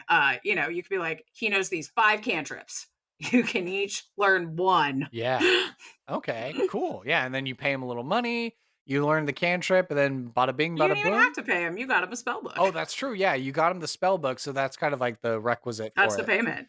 So otherwise, it is possible maybe as a if he ends up becoming a reoccurring character in your campaign, you could just go to him and pay him money, and then he can teach you like the redneck crash course version of the spell to be able to learn it. But now the designer me thinking like, okay, the more high level, the more MacGyvered the spell, the way that he teaches it. So there's got to be like some sort of like I think the DMG talks about like spell mishaps and stuff like that, but it seems like it's got to be more and more skewed, like wild magic or some sort of spell mishap happens when you try and like, oh, I want to learn fireball from a redneck. Okay, come on down. We're going to teach you how to do it. But then it turns out like it's just like a lot of high grade alcohol that he uses to teach fireball. And then because you learned it weird, when you try and cast it, it's like, suddenly I have 3rd degree burns on my face or whatever. Yeah. And also, like, I feel like if you want to keep him as a recurring character, you could keep bringing him spell books and then reduce the chance that he could have a mishap, but maybe he teaches you a version of the spell with a lesser effect. So maybe it's like fireball, but also give someone like like someone near it also bleeds fire or something, or like explodes whenever they get hit, you know, something weird like that. Okay. All right. That's very cool. And I like the idea of like, It was just a little wonky. right, a little wonky. I'm just thinking of well, my head goes to Fallout. I remember in Fallout 3, it would always be like the one ghouls that would always want sugar bombs to make their drugs, or it'd be the one guy in Megaton who was always looking for scrap metal, and he would give you money or something like that. So kind of this idea of like, just bring me spell books. I don't care who they belong to or how you got them, but just bring me the spell books, and I'll read them and I'll learn something and I'll be able to teach the kids. And so, okay. All right. I like that. And then now I'm just thinking the far future. It's like, oh, this meazel, this arch wizard, he's just a meazel from the swamps, but like, he literally like, made himself an arch wizard. I am a self-made arch wizard. I studied from the books of the greats. I never set foot in a classroom. The swamp was my classroom. I love it. Yeah. Just like he teaches you how to cast fireball centered on yourself. So it's like going Super Saiyan. Right. Yeah. Okay. Or you cast like a fog cloud, but everyone outside of the cloud is blind. Wow. Okay, yeah, there's some something silly like that. Exactly. Silly implications. We love silly implications. But now we also have to consider the opposite. So what's going to be the consequence of failure or refusing the call to the adventure? Mm. So he's a teacher, so he's probably not going to like sneak up and garrot you. I think there are different things here. Okay, I feel like if you did the quest but didn't give him the spell book, Mm-hmm. he might become hostile and You put a try you and put just a like mark you put a mark on my back. You know that now the hag's gonna come get me. exactly. He might take you to meet his family. Right? Yeah, all the meazel clan. Yeah, Mm-hmm. Just leave, be like, oh, come with me to my next lesson. And it's just like the dark, encroaching darkness. yeah. Uh, well, now I'm just imagining. Well, if you remember Rango when they go to confront the mole rats who stole the water, and then it's like, Mm-hmm. oh, you think this is all of us? And then all of a sudden, all these mole rats just start coming out of the ground, and it's like the whole clan is there, and you're just like, you guys may all be like challenge rating 1, but there's like 100 of you guys, and there's only like The action economy is not in your favor. right, right. Unless you're adopting minion rules and traits, then this is this is not looking good for us, guys. Okay. Well, certainly you're not going to get any bread. If you You're not getting any you're bread. not getting any bread if you don't if you leave the sourdough starter there. For some reason I thought like the bread is evil. And so now you've loosened evil bread onto the world because you didn't steal the sourdough starter. And so now in Act 3, when the king goes to eat that bread, oh, it was bread made by the hag, and now the entire kingdom is Ooh. infected with hag sickness or whatever. Everyone turns into frogs. Yes. It starts off with a frog in the throat, and then everyone just turns into frogs. Okay, that'd be Mm-hmm. fun to do. Yeah, like refusing the call, I just feel like, a really good guilt trip. That's the consequence. He's like, well, it's not for me, it's for the kids. But if you don't want to help the kids, give back to the community, I guess that's how you folks do it where you're from. You're Thing. from the high cities, and you don't care about us folks in the swamps. Okay. And then of course, I mean, obviously another failure condition is your stealth. I'm assuming a possible route being like, oh, we're just going to stealth our way into the hag's hut, to steal these two things. Well, now you're in a full-fledged fight with a hag on her Mm-hmm. home turf. Um, Yeah. and are you imagining this would be like a green hag? Because green hags are Yeah, because they're the ones in the they're the swamp. ones in the swamp. So I mean, I guess a night hag can be anywhere, but when I first mentioned it, I was like, "Oh, green hags live in swamps." there we go. Or, even worse, it's a green hag coven. So there's like 3 of them Right. living there. And now you have to deal with a green hag coven. Green dragons live in swamps. It's a hag and her dragon friend. Oh yeah, now the greenies are gonna come pay you a visit or something like that, or start haunting your dreams, or doing all that sort of kind of stuff. Okay. All right. So, and then with, with all those questions sort of explored, I know we have some alternate questions as well, optional questions. And, it seems like we've maybe touched on some of them, but do you feel like anything more needs to be explored with Corazon, or do you feel like he's pretty well fleshed out? I'm seeing how he's shaped the local area. I feel like he's a major irritant to all measles. But is probably a little bit scary to like non to like, I was almost said like playable races, but to like halflings are not thrilled when their kids like, oh yeah, the measle taught me magic. They're Right. like, don't love that for you. Yeah.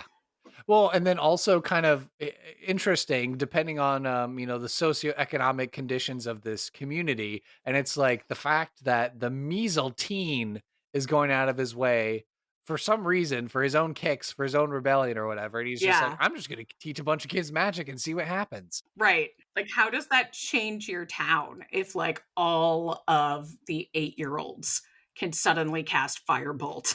Oh. Oh, wow. Yeah, I forget those are cantrips too. Oh Right? boy. Yeah, it's like suddenly it's like now it turns into, because we're here at the Christmas season, and Santa Claus is coming to town, the Rankin Bass claymation, when the Burgermeister Meisterburger is like, no, he steps on one toy and goes on to this whole thing about like no kids can have any toys in this town because look at what they do, the irreparable damage to society. And it's really like, dude, you just broke your foot and you just had a bad day. It's like you should have just Yeah. been Yeah, now I'm just imagining that situation, like Kris Kringle, the meazel or whatever, comes to town. Uh-huh. He's like, "Hey, magic and fun and woohoo!" And then suddenly the kids are like, like you said, they're blasting fire bolts around. Someone's got Shocking grasp, chill touch. Eldritch Blast. Does that count as a Yeah, cantrip? that's a Yeah, cantrip. Eldritch Blast, Eldritch Blast. And so, like, Mage hand. There's all sorts of like doors and windows opening. oh, yeah, and the kids, like, the parents told them to go to bed, but they turn on light under their covers and they're reading their books and Mm-hmm. staying up late. It's like, I can't wait to go to the next lesson in the fields or whoever behind store, because, like, maybe Corazon has to have like all these different places that he does his coursework or whatever. Chores are so fast when you know prestidigitation Oh, that's true. Yeah, well, or mending. yeah. Well, I don't. So it's got to be like a mix. It seems like, because it's like Mm-hmm. mom and dad and grandma and grandpa are happy because it's like, wow, this place has never been cleaner than before, and like Right. all the clothes are mended, and it's like we're not having to spend as much time, doing all these, intensive labor sorts of things, because now it's like we've got more time for leisure or just more family time and stuff like that. So But when Sally throws a tantrum, there's always a risk that she'll light the roof on fire. oh, yeah, yeah. So I wonder if the town is going to want to crack down on this guy, this weird Corazon guy that's like teaching the kids magic is wrong. Or something like that. Or at least teach the kids like non-harmful magic. He's like, what's harmful magic? Right. This is just They things need I to read in a protect book. themselves. Do you know my kin that live out in the swamp? Of course you got to be able to protect yourself. Dangerous Yeah. world living in this swamp community we live in. Okay. So the measles are just the folk that live out in the bayou, and then, Corazon's the one dude who just like comes onto the Comes to fringes of town. town. He comes to town, maybe interacts with some of the townspeople, but they're like, "You're one of those weird swamp folk or whatever." It's like, Yeah. They're like, oh, he's going to sit in the corner and like just drink water or get one coffee and be here for hours. Like nobody wants to serve him, okay. which is not necessarily true. Right, yeah. I He mean, could be a really good tipper. They don't know. yeah. Well, he's flush with cash from all the people coming to get his crash courses in magic. Right? Yeah. All the pocket money. Yeah, all the pocket money that he's got now from the kids. All right. Well, it sounds like we got a pretty well rounded out, fleshed out NPC. Are you ready to throw them into a random encounter? Yeah, I like this little dude. All right, let's do it. Let's go into a random encounter.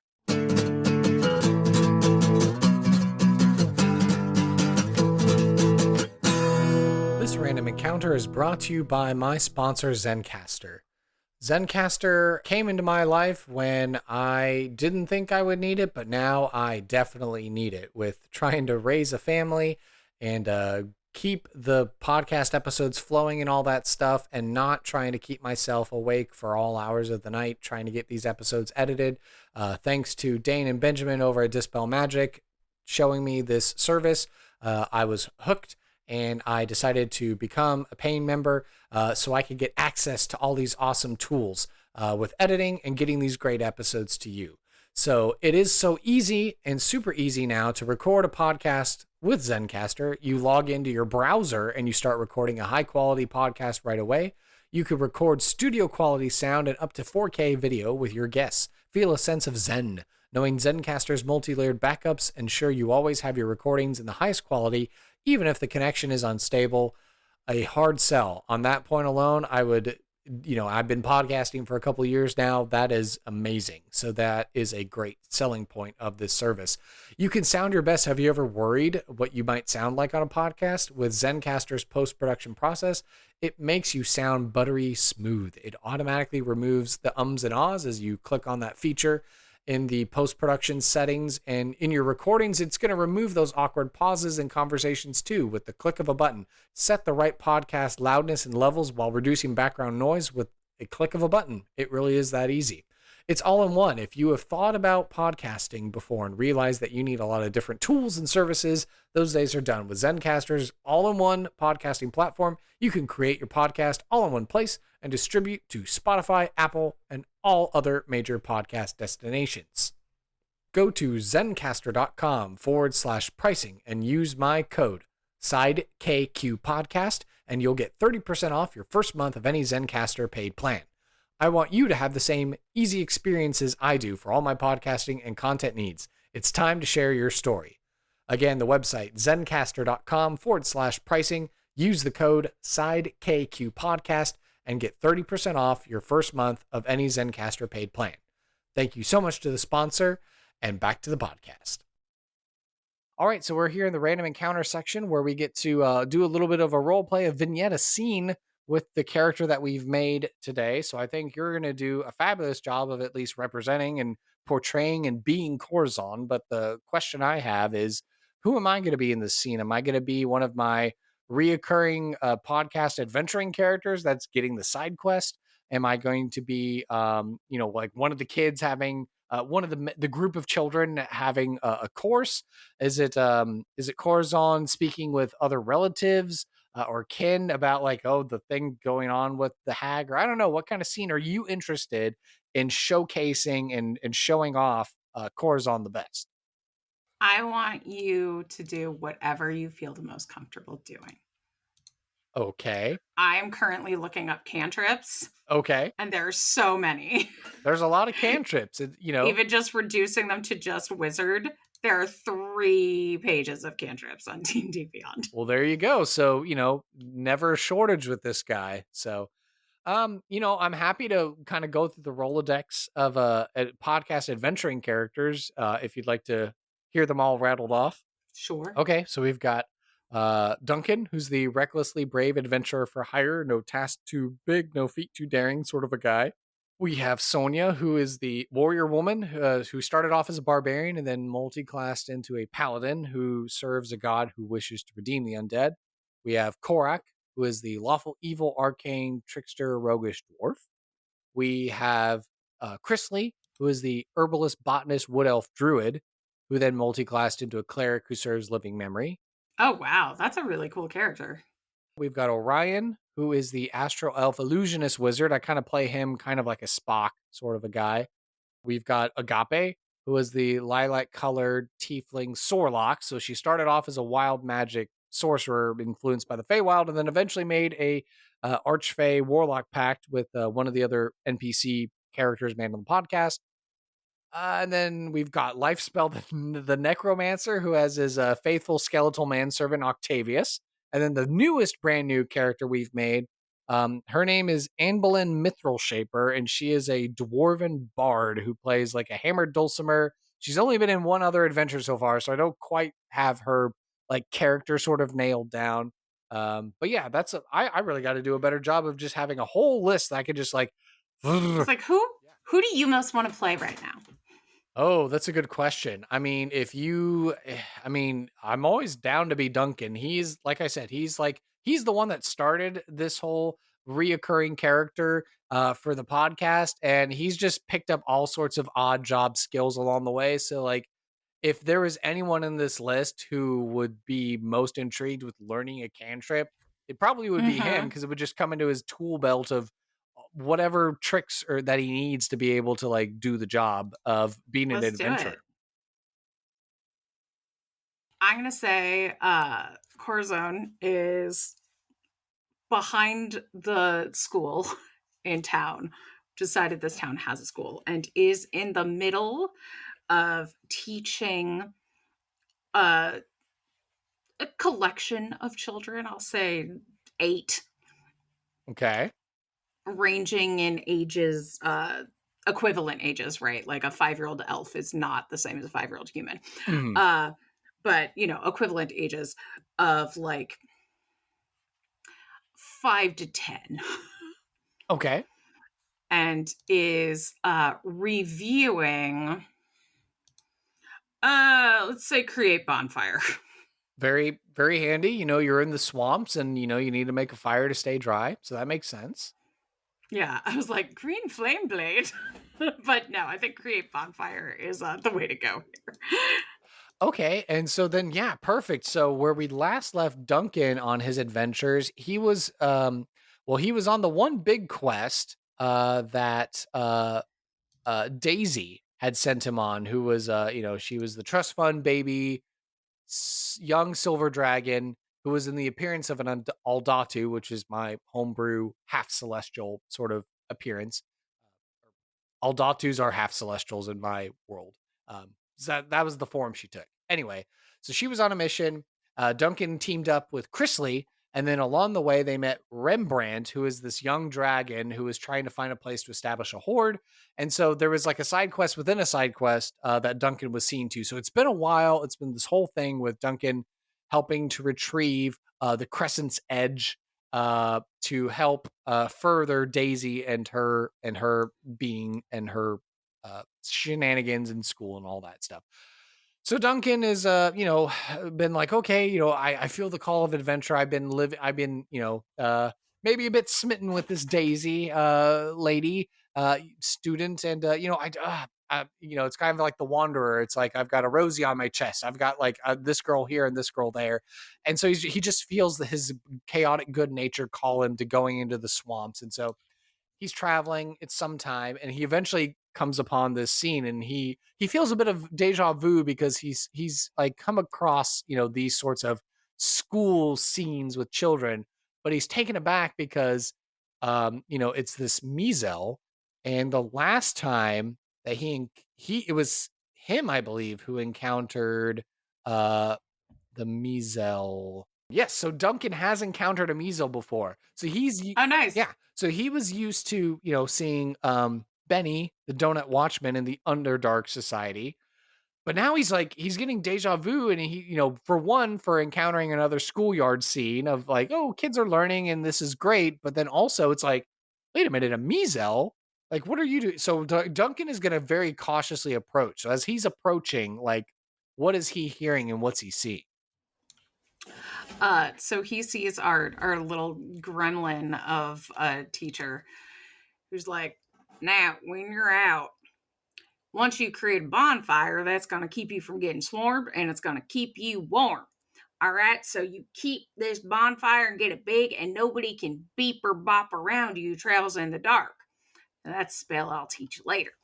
But it's not. It's just a thing that measles do. But it's like nobody can jump in and grab you. So now focus and do it again. Here's that over there. It's 4 coppers for a lesson. Oh, hello. We don't have any adjuncts. Oh, my apology. He's almost like taken aback where he starts to reach for his coin purse, but then he's like, "I'm sorry. Are you?" He names the Underdark civilization where like this donut mania or this donut fever comes from. So he's like, "You're not." I know Benny from there. Are you from there? Like he's just like more confused, and so he just wants to get like a bearing of like, how should I approach and speak with you, sort of a thing. Well, I do have a lot of cousins, but is Benny from around these hereabout parts? No. Benny was a watchman in the Underdark in that town or civilization, and I had to go fight the plants up on the surface in order to get the necessary ingredient for them to make the donuts that they all were cuckoo bananas for. Yeah. So is any of that familiar to you? Well, I do enjoy a good beignet, I will say that. Mm. However, no, I ain't never been to the Underdark. I would like to go, but I'm just Professor Corazon. Oh. From right around here. Oh. And these are my students. And he looks at the kids. Say hi, kids. Oh, yes, Duncan is very excited to meet the kids. He kind of has like that Fallout perk, child at heart. So he's just like very excited and happy to meet them. That's his chaotic good nature. So he's just like, he shakes all their hands and they're like, wow, who are you? And he's like, I'm an adventurer. He starts pulling out business cards to hand to all of them and even to Professor Corazon. He's like, yes, I'm an adventurer for hire. No task too small, no feat too daring. I have been on many an adventure. And he looks around and he's like, I haven't seen swamps like these in quite some time. And he's going to begin to start telling about an earlier random encounter that he did with a previous NPC on this podcast. So whenever Professor Corazon's ready to jump in, but he has the kids spellbound. So he's like going into this elaborate theatrics of like beginning to tell the tale and stuff. It's like, sounds like, see, kids, this is why you need to learn these spells so you can survive, like Duncan here. Ah, yes, very good, very good. Yes, you said you teach. What I know how to fly, but what else could you teach me? Well, I know every cantrip there is to know, and many spells beyond. Whoa. You sound very wise indeed. That is correct. Yeah, Duncan rolls an insight check and he gets low because, he's chaotic good. It doesn't mean he's dumb or anything like that, but he's just kind of like, he's like, the last professor I found, and so he's going to begin starting to talk about Professor Hank in the Royal Academy that he's like, I was in another universe and I finally popped back and I was right in the office of Professor Hank, and so he's like, surely you must know Professor Hank because he heard that you were called Professor Corazon, and so he just assumes that like like every other academic in the across the lands and stuff like that, and so. Again, you're gonna have to like interrupt him and get him to stop because now he's getting excited and wanting to talk more and more about his stories. Yeah, and remembering that he is a teenager and doesn't want to lose face in front of the students, he's like, "Oh yeah, Hank, we haven't spoken in a while at the last professor in meeting conference, Ah, but I have extensively read his work." yes, poetry. He's quite the lover of poetry, indeed. Uh, yeah. So then Duncan's like, well, I just, I just felt the spirit carry me here, and coming across your lovely presentation and all these shining faces. He says, smiling, looking at all the kids, and he's like, well, I'm. That's right, they do shine. They could get some real world experience. You want to take these kids on your next adventure? Oh, See how giving her a final exam. oh my goodness. He's like beginning to count and his count is getting higher and higher and he's just like, I'm sorry, Professor. I don't think I'm cut out for field trip work. I mean, if there's something that I can do to like help your class, I mean, that's certainly something I could do. That I'm like I said, I can fly. He pulls out this wooden cane which has a magical aura glow about it, and then he's like, and the spoon, and it doesn't look like it's inherently magical, but you feel a maternal presence within the spoon. And so he's just and then he points to his arm and he has like a magical grappling hook device. So he's like Oh snap! he's kitted out with like all sorts of weird stuff, and you look down at his feet and he has deerskin loafers with these magic coins in them, and they totally clash with the rest of his outfit, but for some reason he just can't quite bring himself to actually get out of the shoes. So yeah, like he's kitted out with all They this. have the best Yeah, stats. they do have the best stats. So yeah, he's just like a weird mishmash of all these arcane magic items, and so he's like clearly he meets the resume criteria of doing whatever you need. So like he's genuinely He's appealing to the a professor. much higher level adventurer Yeah, than Corazon ever would have anticipated. sure, yeah. He's like, well, class dismissed, kids. Everybody practice your bonfires. Not in the living rooms, although that would be pretty funny. Yeah, practice your bonfires just outside the house. We'll review tomorrow. And anybody who has perfected their bonfire gets to learn something new.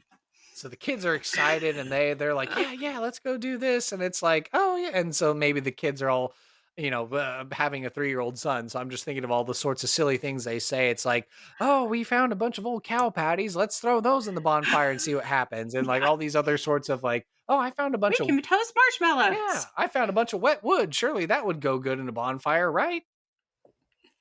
Why was my brain like, throw in a tire? Throw in a wagon wheel. Yeah, let's see what that Yeah. does. Yeah. Uh, my grandpa's not After using that. Yeah. So throw in the wagon. so once the kids are dismissed, then yeah, Duncan gets real serious with Professor Corazon. He's like, now surely, just seeing those kids made my heart sing. Is there something that I can do to help you, to help them, as you said? Well, yeah, actually, there's a hag around here. Her name's Aunt Auntie Fist Knuckle, Ooh, and she well, you know, hags and kids and all that, and yes. but that's not even the point. The point is she's got a spell book or two or three Oh, that I do not think a hag should have, mm. and it would be better in my safekeeping. And also, she has 100-year-old sourdough starter. And not only do I think those spell books would be better off in my safekeeping, I think that sourdough starter would be better as bread in our tummies. Mm. Yes, indeed. Yes, bread is always good in one's tummy, or beer or something. Yeah, yeah. So he's getting more pumped for the idea, and so he's just like, yes, yes, okay, and the it's just a one hag, or is there a coven? I hear they come in covens sometimes. Well, I'm pretty sure this one's by herself, but you never know. Hmm. Okay. And okay, so then I've only ever seen the one, okay. but you know what they say with hags, that doesn't mean nothing. Yes, a hag is a hag, single. He's trying to like construct like some sort of like adventuring rhyme that like, oh, surely all adventurers would know. It'd be like, oh, a single hag can be a drag, but if you find a coven, best throw them in the oven or something like that. So yeah, so Delightful. that's like the rhyme he says, and so he's like, yeah, he's psyching himself up that he can get to this adventure. And so then he'll turn to the Professor Corazon and oh good, yes, you have a business card of mine. So he sticks his hand out and he's like, yes, I can do the job. Clearly I have the resume. So can you just point me in the direction and I'll get going? We'll just keep trekking in the woods that way and steer clear of the dark. Okay. And then so as the scene closes out, as literally Duncan like arrives on the scene, he gets the mission and he's off. So is there any last thing that Professor Corazon's going to say, or something that's going to close out the scene as Duncan goes trudging off into the swamp to go confront a hag just head on? I mean, Corazon's pretty shocked that he didn't even ask for payment. uh, I mean, he mentioned he would bake bread, but he's not going to offer it if it wasn't asked for. He's neutral evil, not an idiot. Hmm. uh, so he's just like, well, I'll be here. Here every weekday after school. So find me after class. Yeah, maybe over his shoulder, he'll just say something to the effect of like, I look forward to taking one of your courses and learning. I've got the money for it. You know what? If you bring me them books and that sourdough starter, I'll give you a discount. And then yes, without much further ado, then Duncan will trudge off into the horrid swamps and confront whatever horrors await him. And scene. So there we go. We made it through the random encounter. So how do you think it went? Duncan's so charming. Yeah, he's kind of been around since the beginning, and not totally quite me, but he's just like, he just goes with the flow, and whatever the podcast needs, he gets done. And plot armor sometimes, but yeah, he's a good guy. He's a GM's dream. Just someone who's like, yeah, I'll do quest. Yeah, I mean, probably by this point with 5 seasons, I would imagine he's probably a pretty formidable adventurer character that you would just stumble upon in the road. So he just grinds the side quests. He must have like some sort of main quest line that he was charged with, but he was just like, no, I think I'm going to do a bunch of side quests first to be over leveled for the main plot. He's the Dragonborn who was like, oh yeah, I'll do that after I, take over the Mages College and the Companions Guild, the Thieves Guild, the Dark Brotherhood, and meet every Daedra. Right. Fallout 4, I have to go look for my missing son, but meanwhile, I'm going to go clean up the Commonwealth and all the other areas around it first. Isn't that so much weirder since it's your kid? Yeah, true. And 3, like, it's your dad and you still want to find him, but I feel like with your kid, you'd be a little more urgent. Well, now I'm a big 76 fan, and I do play a lot of Fallout 76 on the Xbox One that I have, and I promise I will not just now derail this into a tangent about like, wow, this new Gleaming Depths raid thing that they've introduced is like super hard and near impossible unless you're the right build. Yeah, Mm. but anyway, well, maybe they'll tweak stuff, or maybe I'll just get lucky one of these days and join a good party, and we'll be able to get through the whole thing so I can finally see what this whole thing's about. But anyway, in 76, it's just like your mission is like you came out of Vault 76, and your task is just to rebuild Appalachia, and there is a plot that you can follow of main quest line and plenty of other side quests and stuff like that. But really you could just like, I'm just going to set up my camp here. I'm going to go, do events or quests and other stuff and have my cottage core sort of life and just be like, I'm just living in the post-apocalypse and I've got all my cool little base and stuff like that. Oh, that's Yeah, cool. so it's fun. But yeah, so we're here now in the final thoughts section of the podcast. So I know, thank you for being patient with me as we worked with the scheduling to get this done. But yeah, what did you think it was like getting to be on Sidekicks and Side Quests tonight? This was so fun. Thank you so much for inviting me.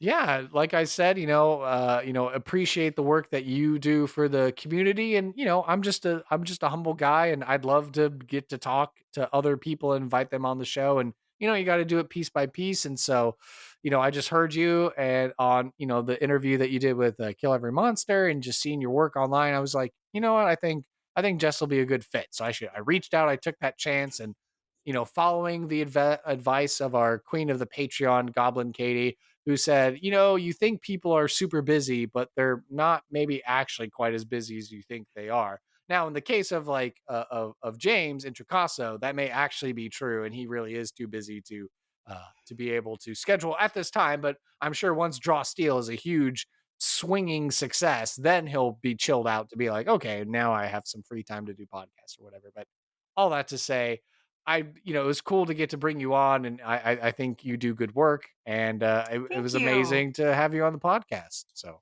Thank you. It was such an honor to be invited, and I had so much fun. I love this little dude that we made together. yeah, I can't wait to throw him into my equivalent Florida man setting, or I'm here in Texas, and I grew up in Houston, so it's like Louisiana's next door, so it's like this is totally Mm-hmm. like a Louisiana guy, like from yeah, Yeah. yeah, yeah, yeah, yeah. Or here in the parish, and we're just teaching the kids magic behind the school, and nothing shady about it. Even if I look like I've only got, a one strap pair of blue jean overalls that I wear, and I've got some dip in my mouth and stuff like that. Mm-hmm. Yep, yep, yep. Uh, but yeah, perfect. So, here in the final moments of the podcast before we close it out, I always leave the microphone, the soapbox, the stage, and the platform to the guests. So, whatever you have to plug, where can people find you? Where can we support your projects and your work and see all of your work and all that? And then, any other passions or causes that we, the audience, need to be made aware of, feel free to let us know. Oh, wow. Okay. You can find my work at jessicamarcrumwrites.com. My name is spelled phonetically. You can find me on Blue Sky at Unseelie Jess, and Unseelie Jess most places, actually.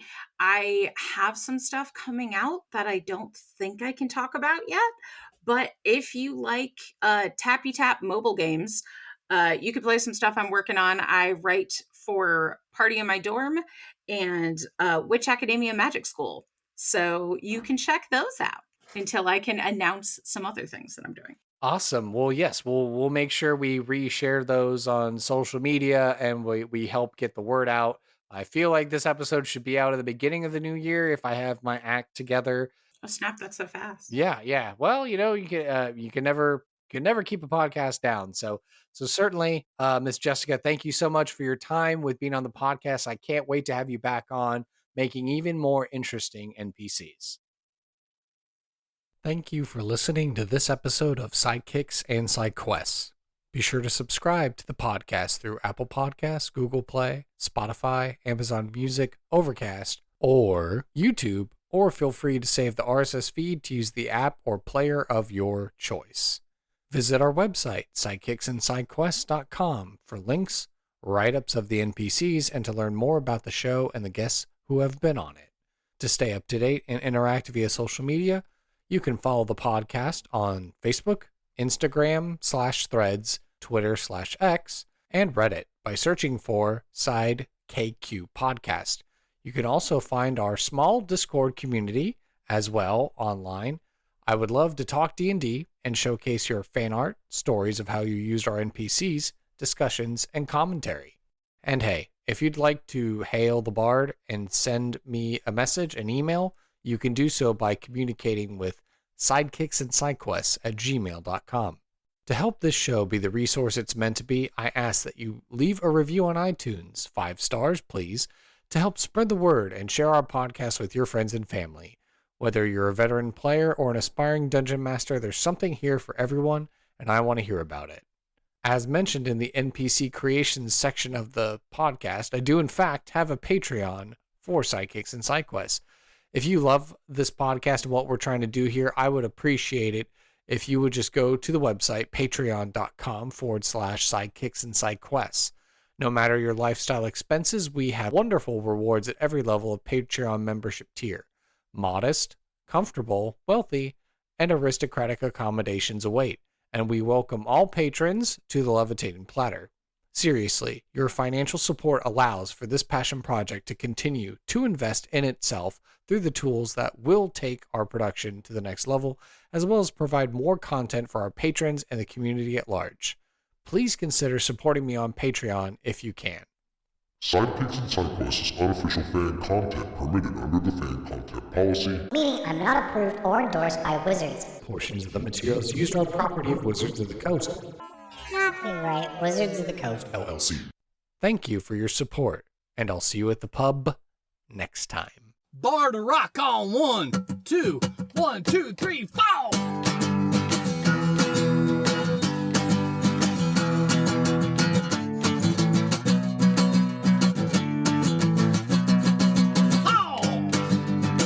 Sidekicks and SideQuests.